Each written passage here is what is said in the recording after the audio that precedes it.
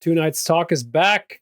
As promised, we want to dive a little bit into the World Chess Championship, of course, obviously. But we want to try to make it a little different than everybody else does it. Hopefully we can manage. What do you think, Johannes? What do you think about the World Chess Championship so far? I like it. I like it very much, I have to say. I'm fascinated again. I'm, of course, surprised because, and I feel a little bit ashamed because our predictions in the last Two Nights Talk were a little one-sided. And when Ding won the first game, I was reminded of a quote by Yogi Berra. I don't know whether people know Yogi Berra. That is one of the most successful baseball players, coaches, and managers. And he was famous, notorious for his sayings that sometimes bordered on naivete and simplicity, but also always had a kind of truth. And he said predictions are very hard, especially if they concern the future. And that was that I was reminded of that saying when the World Championship began. And we predicted a clear win for Gukesh, both of us. And now, after 9 games, it's 4.5. And I'm still strong with my prediction. I still believe that Gukesh will clearly win. I said +2, you said +3. That's not that far off still. I mean, it's 5 more games. I just believe that if Gukesh wins 1 more game, then that's going to be it. And Ding will have to push back, have to adjust out of a sudden from his playing style. And that is going to be very difficult. That's still my opinion. You think it's going to go into the tie breaks or even worse? I don't know. First of all, it's good to hear that you're a man who sticks to his beliefs. I'm a bit more wishy-washy, and I have to admit, I'm absolutely unsure who will win and whether there will be a tiebreak or not. Because what I find very, very puzzling is that in most of the games we've seen so far, Gukesh was the one who was pressing. Gukesh had good winning chances in Game 7 and Game 8, which he didn't realize. The time management of Ding is puzzling. I mean, no matter what the position, no matter what the opening, he seems to spend loads of time after the opening. And then, with little time on the clock, he suddenly starts to play incredibly well, And also what I find amazing is that Gukesh seems to be the one who comes up with opening novelties, new opening concepts. So everything seems to speak for Gukesh, the confidence, the youth, the optimism, the opening preparation, the time management. But still, everything can happen, and Ding can land a counterpunch, and then we will see.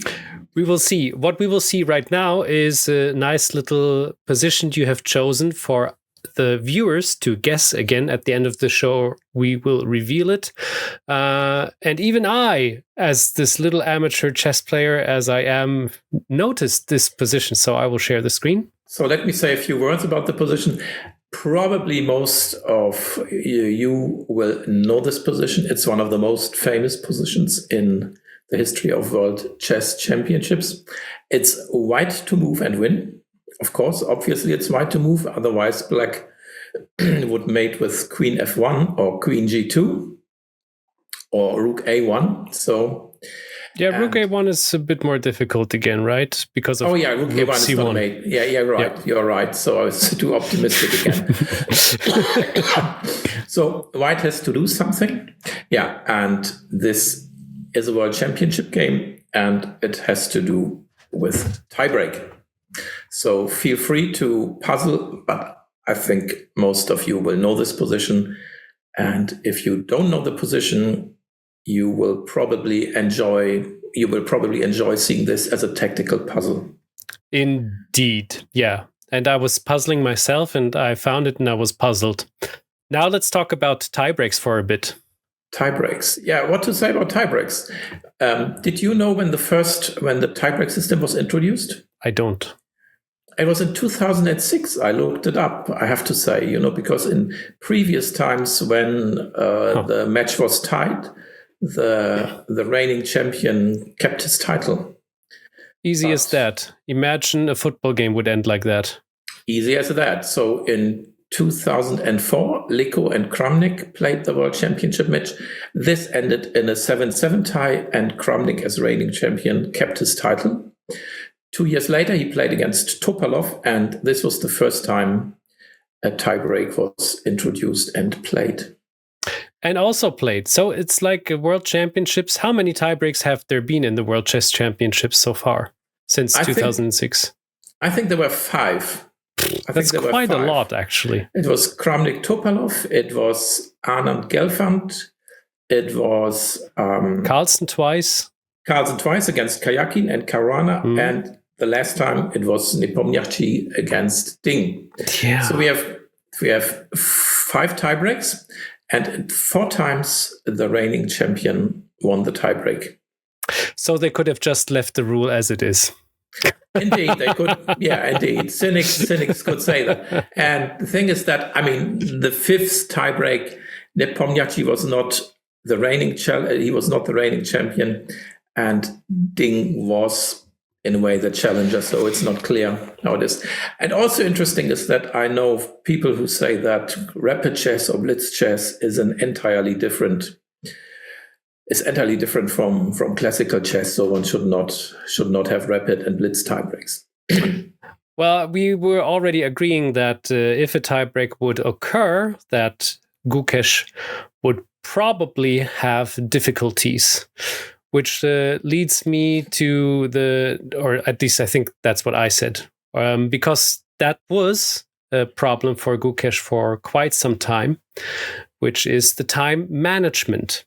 And even now in the last couple of games where he had plenty of time in the openings because of his well-prepared style, he still, after the longer the game took, the more he fell behind on time again, because he just can't stop the calculation, which he is so good in.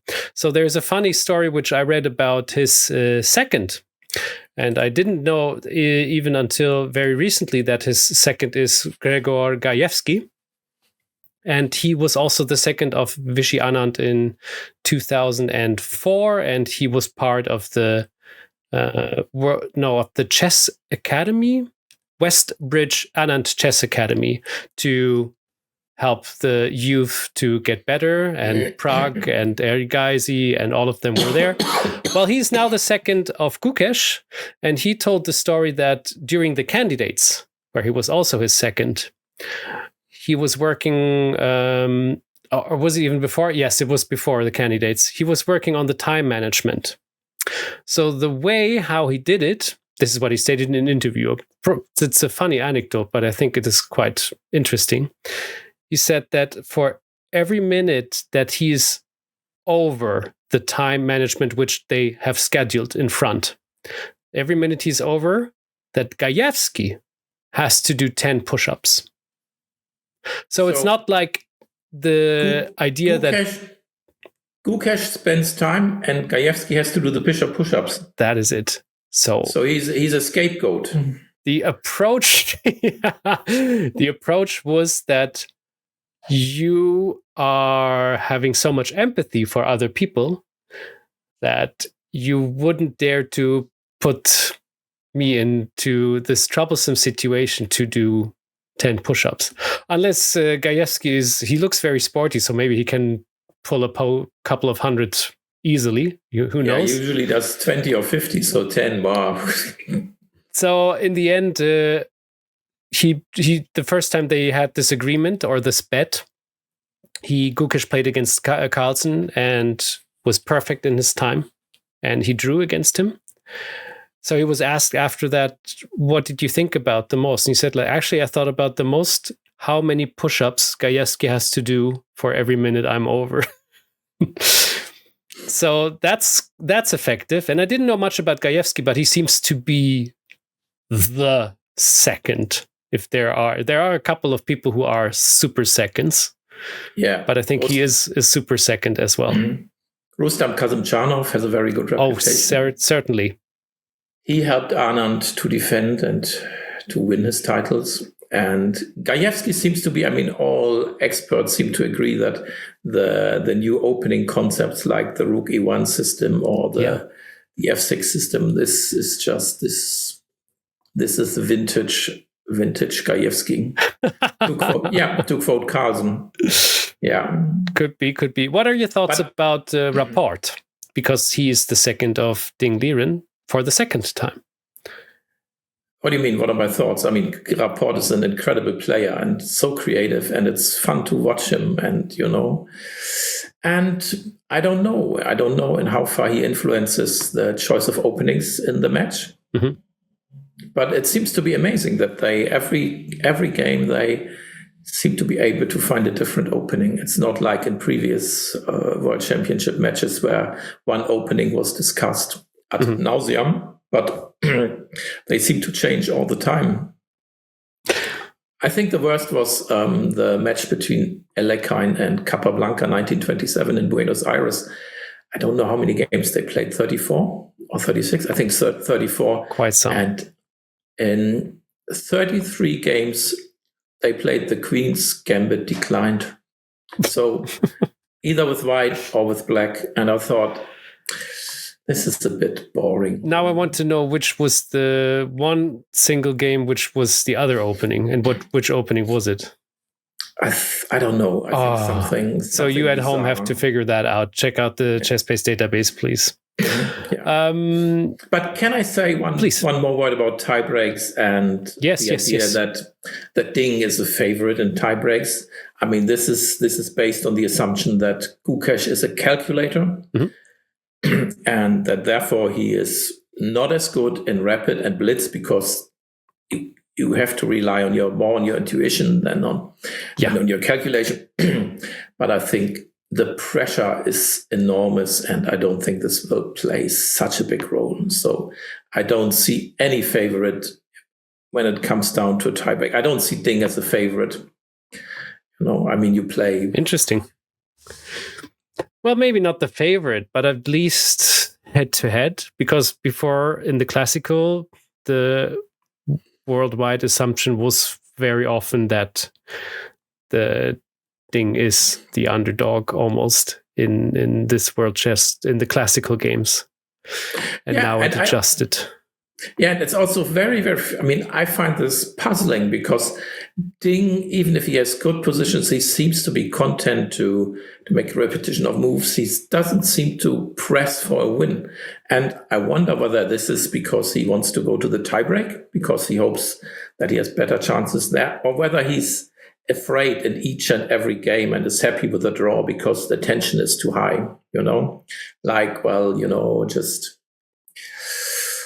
you're happy to draw, you're happy not to lose, and you just find it very difficult to continue playing because you're afraid that you might lose, and so on and so on. I find this puzzling. I often wonder what the story behind the scenes is with both players. What are the teams? Who are the teams? Is their family involved? Are they there? What are they talking about? Are they doing some physical activities? Are they swimming? Are they running? Are they playing tennis, football, whatever? This is, and I don't know too much about it, but obviously they also don't want to make too much of a fuss about all of this. Do you know how things are going in this direction? I don't know, but I heard that the mother of Ding is there. She seems to cook for him. And family Gukesh is also there, at least the father. But what they do, I don't know. Who knows? Maybe they binge watch some Netflix series. Netflix show, Queen's Gambit. Queen's Gambit for the umpteenth time. Very helpful. So, talking about Queen's Gambit, the very famous example, or what people are talking about in Queen's Gambit, is when Beth Harmon is staring at the ceiling and sees the 3D chess pieces move around. So it is just, this, whatever happens in this game, it will be pointed out that Gukesh is closing his eyes during the chess game. And there was even a stat written how much in percentage is Gukesh closing his eyes. And in the first 20, 30 minutes, it was like over 50%, which is quite interesting. Yeah. So because I'm an amateur, I could never get my solution from closing my eyes. You are at 2,200 plus level. Have you ever closed your eyes and thought about it in your head and go like, oh, I could do this and that? No, not really. No, I get up from the board and then I have the position in my head. Well, fair enough. I don't even have that.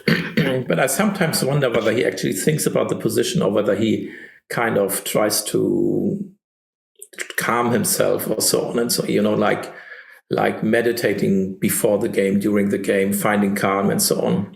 And I have to say that every time I try to calm myself by breathing in the belly or just, this never works. You're getting even more anxious. I'm an absolute nervous wreck when I'm playing chess, especially in time trouble. So that's interesting. So what do you do when you are nervous? What is your way to cope with it? Are you just accepting your fate and go like, well, that's how it is. I just have to try to deal with it somehow. Or do you have you tried breathing, it didn't work. Is there anything else you do? Have a certain... Well, although I've read a lot about relaxation techniques and practiced some, I've found no solution to that problem, which I find is sometimes, I think this is ridiculous because I know a lot about this, but at the chessboard, I'm at a total and complete loss. Though there was one exception, I don't know how this works, but usually I'm totally excited and I find it difficult to focus on the game, especially when short of time. But I remember once I played a game against a strong German player, and I had a bad position, and time trouble was approaching, and he was the clear favorite. And suddenly, I don't know why, I became totally calm and outplayed him very easily. But I don't know why I became calm. It was just like, I looked at my clock. I said, I have 5 minutes for 10 moves. No problem. I will manage that. And did you have anything to lose against this player? Well, was he like much stronger? Did he have to get some points and you were just like, okay, I'm just enjoying the game or something? Well, let me put it like this. He was an international master. He was much stronger and he was not the nicest of persons. So I would certainly have preferred not to lose against him, I'm so sorry I had to bring this back up. Gukesh, it's a wonderful memory, I gotcha. Bad position, less time, stronger player, and you just wipe him from the board, which is a great feeling. But I don't know how I managed to remain calm. I wish I knew. I would offer a course, relaxation techniques during chess and Gukesh. That's with that. Gukesh has one thing. Oh yeah, by the way, so let me try to tell from my own perspective. So I'm rarely nervous on the chessboard, I think, because I just, as we talked about it in previous episodes, I just don't take it too serious. I don't have to win. I don't have this pressure, luckily. From when I started my acting in acting school, I was unbelievably nervous being on stage and talking in front of an audience, which might be a bit greater. And but over time, because you've done it 100 times or more, then you just get used to it. And the best thing to not be nervous is to do everything possible which you can. So you know the whole text, you know everything, how it works. And then whatever happens, okay, so may be it, but you know your thing, so you're not nervous. That is helpful. The other helpful thing is that if you're good with improvising, which I believe I am, then this part also doesn't make you nervous anymore. So out of a sudden, you're not very nervous when you're on stage. Now, with the chess there's a little problem with that because you can prepare as much as you want. Your opponent can make a weird, interesting move, and out of a sudden you're out of your prep. But this leads to this idea, which Gukesh has done. He has done the work. He has studied hard. So this part he doesn't have to worry about, because Ding is the one who has the problems and has to think a lot, which he's doing so far very good, to keep up with the opening preps, which obviously often leave him a little bit like, oh, that what now? And then he has to think and think and think and think. And there Gukesh can be like, I've done my job. And I think that's a good way to generally have a less nervousness in chess, the better you're prepared. And of course, the better you're in chess. I guess Carlsen is also nervous, but not as much anymore because he's done it all after all. So in the last 5 to 10 years, I think he's just building on his confidence about that it has been done over and over and over again. That's my take on how to conquer nervousness in any subject. If you have done your part, if you're good with everything, the rest is up to whatever happens. Well, I don't know. With chess, I mean, especially preparation. So, I mean, there's this phenomenon: you prepare for the opening you have prepared comes on the board, and you get too confident. And after 50 moves, you play 50 moves, book, theory, and so on. And then you have to suddenly solve a new problem, and you're not in the game. And so suddenly you are not up to the task. You're not in the game. And then there's the opposite. Your opponent surprises you on move 4 and you move 5, and you have to think on your own, and you're in the game. And suddenly, you might be nervous because you think the opponent prepared something, but you're much more focused. And so it all depends. But I think nervousness especially comes in time trouble, when you have little time on the clock and you're faced with problems. Of course. And I don't know whether any kind of preparation. No, that cannot help you. No, of course not.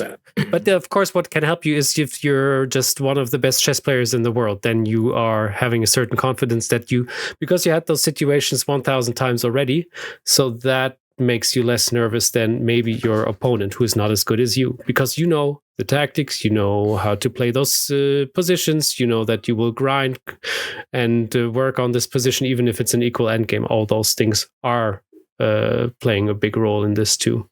Yeah, being one of the best in your field is always good. It's very helpful, yeah. That's my tip. Just be the best in your field, and then you don't have to be nervous anymore. Yeah, we should say we call Ding, and Oh yeah, I have a great advice for you, Ding. You won't believe it. Maybe it's a bit too late. Just be one of the best. I wanted to point out one more thing, which this is the last thing I prepared, but I'm watching the FIDE chess commentary by David Howell and Johannes Gajewski, and that is very delightful. I'm enjoying it a lot. They're a great team. They're fun to watch. They have such an expertise. That is very delightful. I also enjoy Saga's stream a lot as well, because sometimes I switch back and forth.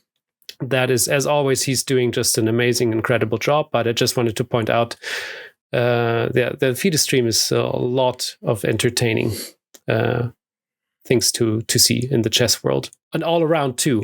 And they have some interesting guests as well, which is nice. Fischer was there, and the former one of the first Singaporean grandmasters. I forgot his name, but yeah. This is in general, which I like about this World Championship match. We are spoiled for choice. I mean, you can choose between various live commentaries. You have the FIDE, you have Leko and Naroditsky, you have some German guys, which international public might not be that much interested in.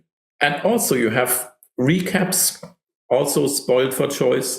My favorite, again, is Levi Rossmann. And then you have a recap of the recap. For instance, when Levi Rossmann and Magnus Carlsen and Kaja Snaron take, they go through the game again. And I think this is just amazing, because you have the live game and you see everyone is grappling with the problems. Then you have the recap, you get an explanation, and then you get a reflection on the explanation, and you get a different take on the games. And for me, I think this shows the enormous interest in the World Championship match and in this format. And so I think even though Magnus Carlsen is the world's best player and he doesn't want to play the World Championship anymore, the format is still sound and valid and invites people all over the world to follow the match. And I think this is very good. Oh yeah, certainly. Of course, it is very good. Yeah. Well, yeah. Chess is very unique with this. I haven't seen the World Chess Champion of poker or Go that often. Maybe it's even a bit more niche after all, but chess has this vibe since shortly before Corona, I think, which also, it's just a very, very big thing. There's so much positivity, especially in India and in Asian countries as well, towards this, which are just a very, very big population after all. So, I don't see that chess ever has a big problem with the World Chess Championships to not have that as a major event. Have you Have you read some of the articles about the greater newspapers, like New York Times, about this or something? Yeah, but there's so much, and you can follow the match online. You can follow recaps. You can read the articles, and you can read articles from German newspapers, English newspapers, Indian newspapers, everything. So again, we are spoiled for choice. And personally, I enjoy this quite a lot, I have to say. It is. Absolutely. So I have no points anymore. Is anything what has been left out? Is there another subject? Otherwise, we would get back to the game you have shown in the very beginning. The quiz. Well, again, even though keeping Yogi Berra in mind, predictions. You think that if I understood correctly, you think that +2 will +2, even though he has 2 blacks. 3 blacks, doesn't matter. 2 whites in the last 5 games. Doesn't matter anymore. Colors don't matter anymore. No tiebreak. No tiebreak. No tiebreak.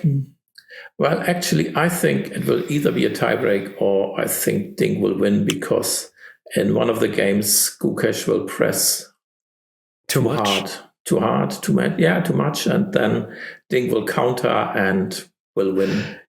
Okay, your take is probably more realistic, but I'm an unforgivably great optimist, and I believe that the pressing is the more beautiful way to play chess. That's just me personally. I think a lot of people might disagree with that, and rightfully so. That is just a personal opinion, and I hope that the pressing, the classical, beautiful, if there's some special sacrifice, or if you keep on powering through, that this will prevail in the end.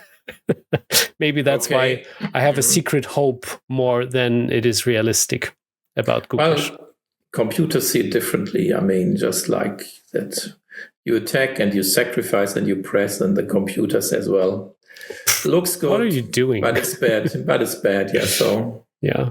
Don't do that. Yeah, we're in the middle of AI taking over anything, everywhere, any day soon. So at one point they will just go like, "That's cute, humans." Yeah.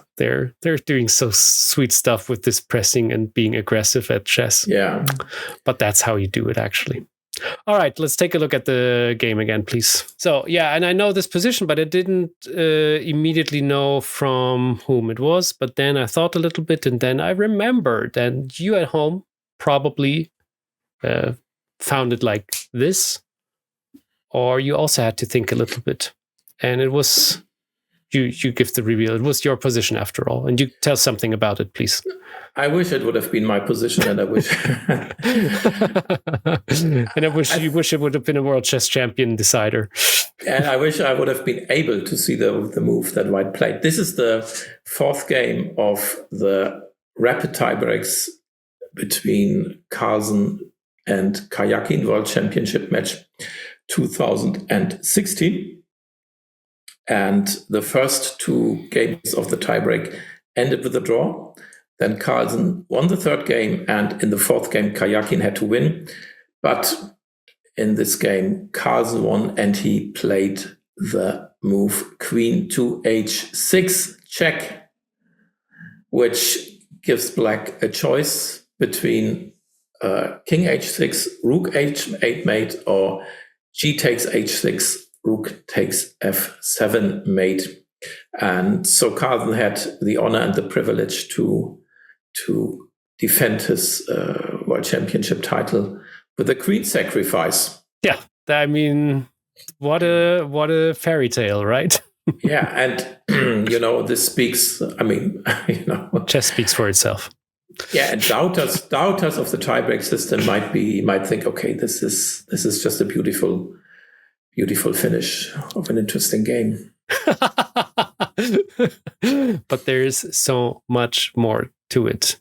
So I guess we're done here. Well, it was probably our shortest episode, but why should we even try to push harder if the computer says it's not good? Yeah, let's listen to the computer.